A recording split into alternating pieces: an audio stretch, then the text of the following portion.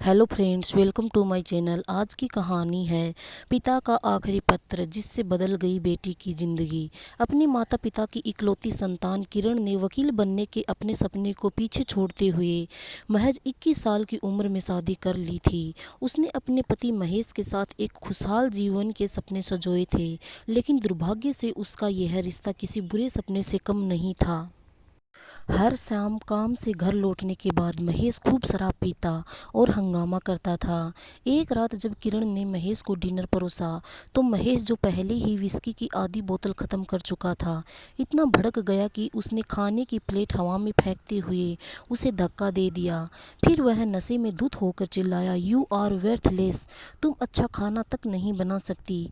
यह सब देखकर अंदर तक हिल गई किरण ने महसूस किया कि वह अब इस यातना को और सहन नहीं कर सकती। उस रात जब महेश शराब पीकर बेहोश हो गया तो किरण हिम्मत जुटाकर वहां से भाग गई। वह अपने परिवार के पास वापस चली गई, जहां उसका भाई अंकित और उसकी पत्नी श्वेता रहते थे। हालांकि किरण ने उन्हें अपनी वापसी के बारे में सूचित कर दिया था, लेकिन वे उसे देखकर बहुत खुश नहीं थे। उसने अपना बैग लिया और अपने उस कमरे में चली गई जहां शादी से पहले उसने अपनी ज़िंदगी गुजारी थी। अपने कमरे में सब कुछ बदला हुआ देखकर उसे बहुत हैरानी हुई। यहाँ उसे सब कुछ अपरिचित लग रहा था। उसके खिलौनों और किताबों वाली अलमारी को हटा दिया गया था, यहाँ तक कि उसका बिस्तर भी अब वहाँ नहीं था। यह सब देखकर किरण रोने लगी और भागती हुई अपने पिता के कमरे में चली गई, जिनका कुछ साल पहले निधन हो गया था। वहाँ अलमारी के नीचे की शेल्फ में अपने सभी सामानों को देखकर उसने उस अलमारी को खोला। वहाँ उसे एक डायरी मिली। उसने जब उसके पन्ने पलटे तो वे उसके पिता की लिखावट से भरे पड़े थे।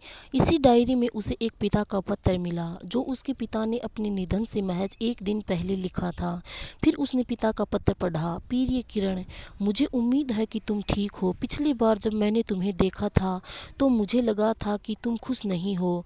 हालांकि तुमने अपनी झूठी मुस्कान के साथ अपने दुख को छिपाने की कोशिश की थी, लेकिन मुझे तुम्हारा दर्द साफ दिखाई दे रहा था। मैंने तुम्हें कुछ नहीं कहा, लेकिन इस बात से खुद को तसल्ली दी कि मेरी छोटी सी बच्ची अब खुद बड़ी हो गई है और बहुत मजबूत है। किरण, मैं तुम्हें बताना चाहता हूँ कि मुझे तुम पर बहुत गर्व है, लेकिन हमेशा याद रखना कि दूसरों को खुश करने के लिए तुम्हें अपनी खुशी का त्याग करने की कोई ज़रूरत नहीं है। मुझे जीवन में बस इस बात का अफसोस है कि तुमने अपने वकील बनने के सपने को पूरा नहीं किया।